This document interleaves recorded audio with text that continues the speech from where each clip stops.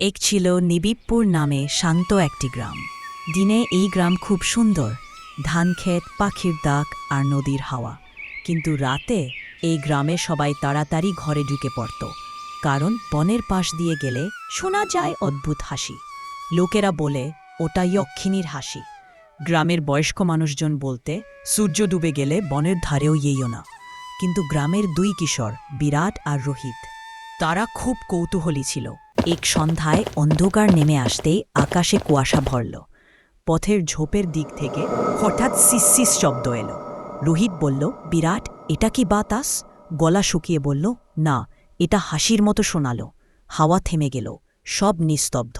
হঠাৎ দূরের বনের গভীর থেকে একটা লাল আলো জ্বলে উঠল, তারপর আবার নিভে গেল। রোহিত ফিসফিস করে বলল, এই উটোটা কি? বিরাট বলল, চলো একটু কাছে গিয়ে দেখি।